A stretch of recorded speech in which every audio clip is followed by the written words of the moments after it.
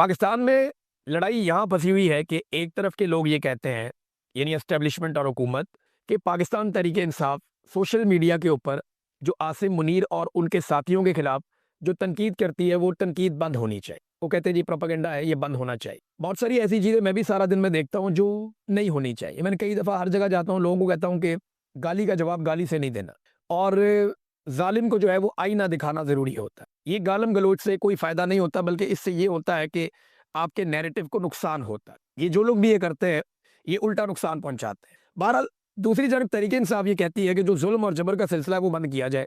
यहाँ पे दोनों के सींग फँसे हुए हैं। यानी पीटीआई ये कहती है कि आप ज़ुल्म और जबर बंद करें, हम तनकीद बंद कर देंगे। हुकूमत और एस्टेब्लिशमेंट ये कहती है नहीं जी, आप आसिम मुनीर और उनके साथियों में तनकीद बंद करें, फिर हम आपके साथ बैठेंगे, बात करेंगे। यहाँ पे इनके सींग फँसे हुए हैं।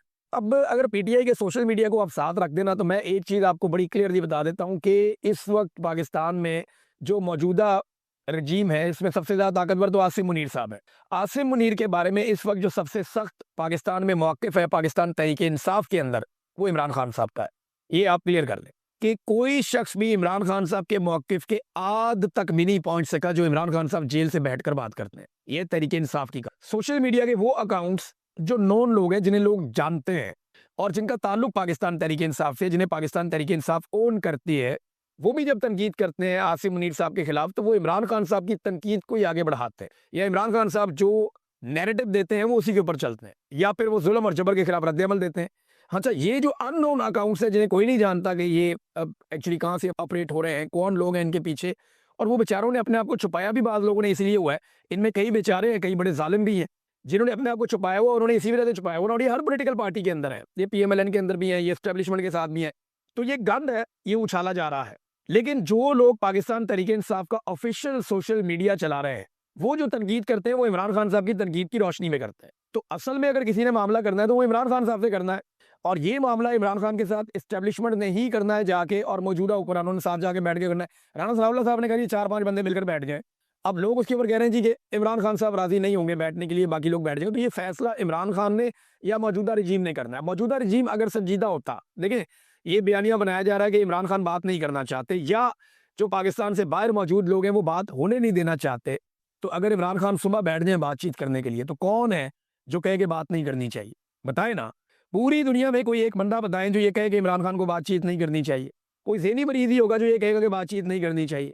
मुझे तो नहीं लगता पाकिस्तान तहरीक-ए-इंसाफ का कोई ऑफिशियल सोशल मीडिया, या जो लोग पाकिस्तान से जर्नलिस्ट बाहर आ गए हैं, कोई भी ये कहेगा कि इमरान खान को बात ही नहीं करनी चाहिए। ये तो सब कहते हैं कि जंगों का फैसला भी टेबल के ऊपर होता है। तो इमरान खान को और बाकी लोगों को अगर बैठ के बात करनी है, तो बात करके कोई मसले का हल निकाल लें।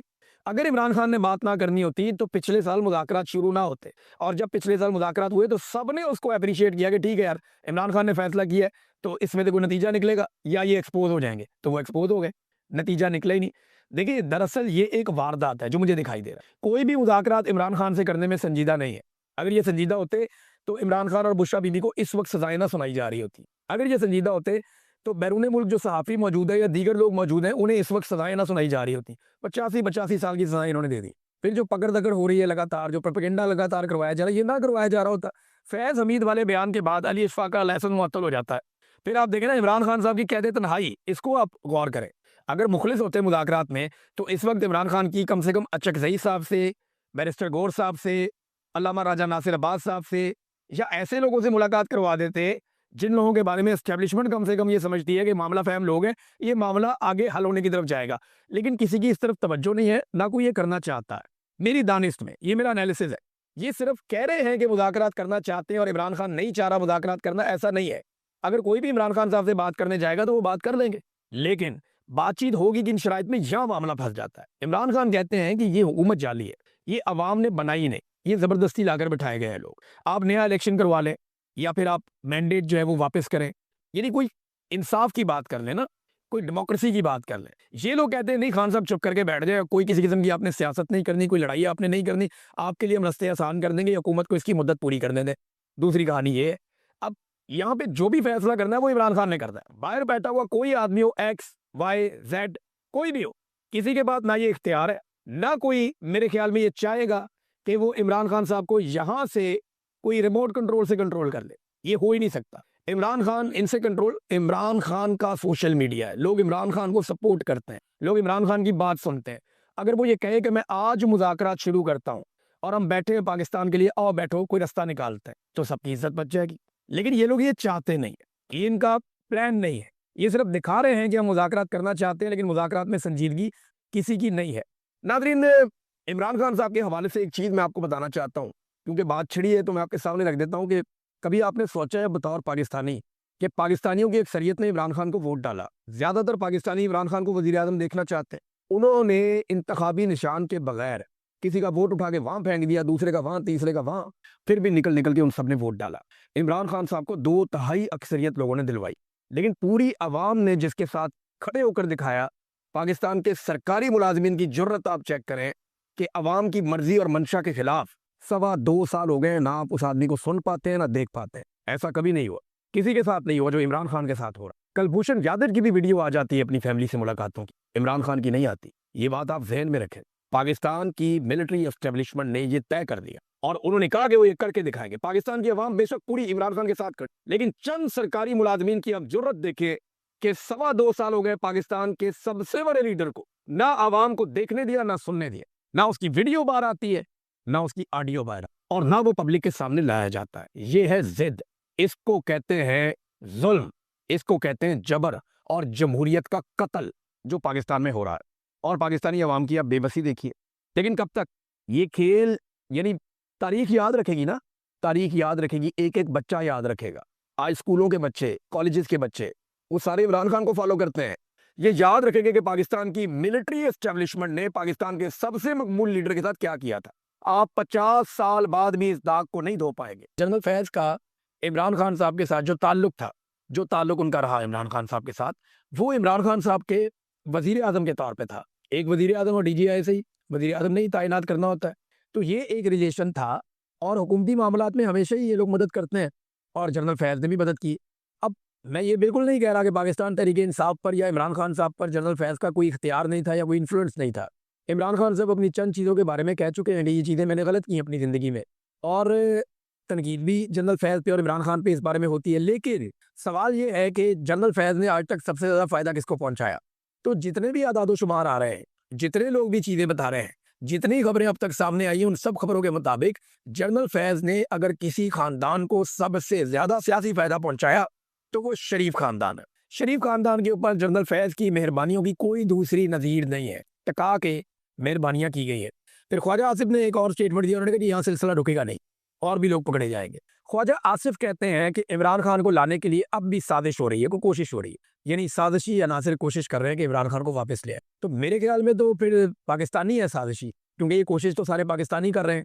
पाकिस्तानियों ने 8 फरवरी 2024 को एक बहुत बड़ी कोशिश की और इमरान खान को इक़्तिदार में लाने की कोशिश की। तो साजिशी अनासिर तो फिर पाकिस्तान के अवाम हो गए, क्योंकि बाकी जितने अनासिर हैं, एस्टेब्लिशमेंट है या पीडीएम की जमातें हैं या बाकी लोग हैं, वो कोशिश कर रहे हैं कि इमरान खान को इक़्तिदार में आने से रोका जाए। इमरान खान को इक़्तिदार में लाने की जो साजिश है वो पाकिस्तान की अवाम कर रही है। तो ख्वाजा आसिफ क्या पाकिस्तानी अवाम को अब साजिशी समझते हैं? ख्वाजा साद रफीक ने एक बात की, उन्होंने कहा जी कि ट्रुथ एंड रिकन्सिलिएशन कमीशन एक बनाया जाए, ये उनकी तजवीज़ है, मुतालबा है। फैज़ हमीद की खाली सज़ा से कुछ नहीं होगा, वो 2-4 जर्नैल आप और भी टांग देंगे, कुछ नहीं होगा। ये जो ट्रुथ एंड रिकन्सिलिएशन कमीशन की बात ख्वाजा साद रफीक कह रहे हैं, ये एक अच्छी तजवीज़ है। इसके ज़रिए ये हो सकता है कि पाकिस्तान बनने से लेकर अब तक एस्टेब्लिशमेंट ने जितना गंद मारा है वो सारा निकाल के अवाम के सामने रख दिया जाए। सियासतदानों ने एस्टेब्लिशमेंट के साथ मिलकर जो किया है वो भी निकाल कर सामने रख दिया जाए। उसमें इमरान खान साहब के 3.5 साल में थे, छोटा सा दौर उनका भी आ जाएगा। लेकिन नवाज शरीफ के बार बार के धोखे, बार बार का फ्रॉड, बार बार एस्टेब्लिशमेंट के जूते पॉलिश, ये सारा रिकॉर्ड ज़रूर सामने आएगा। ये वाला रजीम चेंज ऑपरेशन भी आएगा। पीपल्स पार्टी ने कैसे एनआरओ किया वो भी आएगा। पीपल्स पार्टी का वजूद जनरल अयूब खान की वजह से शुरू हुआ, ये भी आएगा। पीएमएलएन को जनरल जिलानी और जनरल ज़िया-उल-हक ने अपनी गोद लेकर परवान चढ़ाया, ये भी आएगा। तो इमरान खान तो किसी डिक्टेटर की गोद में बैठकर नहीं आया था ना। इमरान खान ने तो 2011 तक बड़ी लंबी स्ट्रगल की, फिर जाके उसकी पार्टी बनी, बड़ी तगड़ी हो गई। जब 2018 में एस्टेब्लिशमेंट को नजर आ गया कि इमरान खान की पार्टी सबसे ज्यादा मकबूल है, तो एस्टेब्लिशमेंट इमरान खान की झोली में आकर गिर गई। वहां खान साहब को चाहिए था ये एस्टेब्लिशमेंट को उठा के बाहर फेंकते, या अगर कमजोर हुकूमत मिल गई थी तो ना लेते। अब मेरा उसके बारे में ये मानना है, क्योंकि मैंने इलेक्शन सर्वे खुद किया था, तो इलेक्शन सर्वे ये बता रहा था कि पीटीआई ज्यादा नशिस्तें जीत रही है, लेकिन सेंट्रल पंजाब में पीटीआई को बहुत सारी सीटें हरवा दी गई ताकि पीटीआई की एक लूली लंगड़ी और कमज़ोर हुकूमत बने, और वो कमज़ोर हुकूमत कभी भी एस्टेब्लिशमेंट के सामने किसी किस्म का प्रॉब्लम क्रिएट ना कर सके। अब ख्वाजा साद रफीक साहब तो बड़ा अच्छा मशवरा दे रहे हैं, लेकिन ख्वाजा आसिफ ये हाइब्रिड निज़ाम के ख्वाहिशमंद है। वो कहते हैं निज़ाम हाइब्रिड होना चाहिए और वो उसको बड़ा पसंद कर रहे हैं आजकल। हफीजुल्लाह न्याज़ी साहब ने भी एक बात की है इसमें। न्याज़ी साहब ने कहा कि अस्करी क़यादत को अवाम के साथ सुलह करनी होगी और अवाम की नाराज़गी इन्हें महंगी पड़ेगी। ये हर जी शऊर आदमी, हर समझदार आदमी ये कह रहा है कि पाकिस्तान की अस्करी क़यादत, यानी कभी टिकटॉकरों की तरफ देखते हैं बेचारे, कभी दरबारी मुल्ला मौलवी हैं उनकी तरफ देखते हैं, कभी बेचारे फैसल वाडा की तरफ देखते हैं, कभी ओन चौधरी की तरफ देखते हैं, कभी किसी को देखते हैं, किसी को देखते हैं, किसी को देखते हैं, बेचारे इसी चक्कर में लगे हुए हैं। तो पाकिस्तान की जो मुक़तदरा या एस्टेब्लिशमेंट है अस्करी क़यादत, उसे इधर उधर देखने की बजाय अवाम के साथ सुलह करनी होगी। अवाम की नाराज़गी नहीं तो इन्हें महंगी पड़ेगी, ये हफीजुल्लाह न्याज़ी साहब ने कहा। और यही रास्ता देखिए ना, मौलवियों ने जो वह हरकतें की हैं, अब बजाय इसके कि उससे फील्ड मार्शल की इज़्ज़त में इजाफा होता या एस्टेब्लिशमेंट की इज़्ज़त को चार चांद लगते, उसमें उल्टा एक और काम हो गया। उल्टा इम्पैक्ट उसका ये आ गया कि मौलवियों की जो है वो ऐसी तैसी फेर के रख दी अवाम ने। मौलवियों के बीच में जूते पॉलिश करने का जो मुकाबला था, बड़ा सख्त मुकाबला था। समझ ही नहीं आ रही है पहला किसको दें, दूसरा किसको दें, तीसरा किसको दें। टका के उन्होंने तकारीर की, ऐसी जज्बाती उन्होंने ज़मीन आसमान के कलाबे मिला दिए मौलवियों ने। लेकिन किसी एक मौलवी ने भी, देखिए मैं बड़ी जज्बात में मैंने पिछली मरतबा बात की थी, लेकिन सीरियसली अगर आप देखें तो किसी एक मौलवी ने भी, ये इस्लाम के ठेकेदार है, एक मौलवी ने भी ये नहीं पूछा कि गैर इस्लामी और गैर शरई इस्तिस्ना फील्ड मार्शल ने क्यों हासिल किया और शहबाज शरीफ ने उन्हें क्यों दिया। एक मौलवी ने ये बात नहीं पूछी। पूरा हाल उन्होंने भरा हुआ था दरबारी मुल्लाओं से। दूसरा, पाकिस्तानी फ़ौज एक बल्कि करारदाद है, पाकिस्तान ने उसके ऊपर पॉजिटिव वोट किया है अक़वाम मुत्तहिदा में, डोनाल्ड ट्रंप वाली। उसके मुताबिक पाकिस्तानी फ़ौज भी जाएगी गाज़ा में मुबैना तौर पे, और जाकर वो हमास को गैर मुसल्लह करेगी और इसराइली सरहदों की हिफाजत करेगी। इस पे भी कोई मौलवी, अब मैं इसलिए कह रहा हूँ कि पाकिस्तान की गवर्नमेंट जो मर्जी करे, इसराइल की हिफाजत करनी है तो जाकर करे, खुलकर करे। प्रॉब्लम क्या है भाई? फ़ौज का फैसला जाकर करना चाहती है करे, पब्लिक जाने, फ़ौज जाने। लेकिन मेरा सवाल ये है कि मौलवी तो हमें कई दहाइयों से ये चूरन बेच रहे हैं। मौलवी तो जनाब चाहते हैं कि वो शहीद हो जाए फ़लस्तीन की सरज़मीन पे। मस्जिद अक्सा के लिए रो रो के मौलवियों ने दुआएं मांगी हुई हैं। अब ये मौलवी जो हमें कोई और चूरन बेचते थे, कोई और सौदा बेचते थे। अब ये मौलवी जब वक़्त आया तो इन्होंने हुक्मरानों से पूछा ही नहीं कि जनाब आप गाज़ा में अगर फ़ौज भेजना चाहते हैं तो क्यों भेजना चाहते हैं? आप किसकी हिफाजत करेंगे और किसको नुकसान पहुँचाएँगे? ज़रा ये बताएँ। एक मौलवी भी इसके बारे में नहीं बोला। आप अंदाज़ा करें एक ऐसे दरबारी मुल्ला हैं। जब इमरान खान की हुकूमत थी, इमरान खान का भी जूता पॉलिश करते थे। मैंने पिछले वीलॉग में आपको सुनवाया जो ताहिर अशरफी ने कहा, वो सारी चीज़ें आपने सुनी है, अपने कानों से आपने सुनी है, तो आपको अच्छी तरह आइडिया हो जाना चाहिए कि ये मुल्ला जो हैं ये किस हैसियत के लोग हैं और ये इनके दिमाग कहाँ तक चलते हैं बेचारों के। इन्हें सिवाय इक़्तिदार के, मौज मस्ती के, हमारी बात मानी जाए, सरकार में हमारे काम नहीं रुकने चाहिए, हमारा दाव लगा रहे, हमारी दिहाड़ी लगी रहे, इससे ज़्यादा बाहर ये लोग नहीं सोचते। अब नाज़रीन, कल के दिन में कोहाट में पाकिस्तान तहरीक-ए-इंसाफ का जलसा है। पाकिस्तान तहरीक-ए-इंसाफ मोमेंटम बनाने की कोशिश कर रही है। यानी जो मोमेंटम गुज़िश्ता साल 2024 में पाकिस्तान तहरीक-ए-इंसाफ के पास था, बड़ा तगड़ा मोमेंटम था, जो अगस्त में शुरू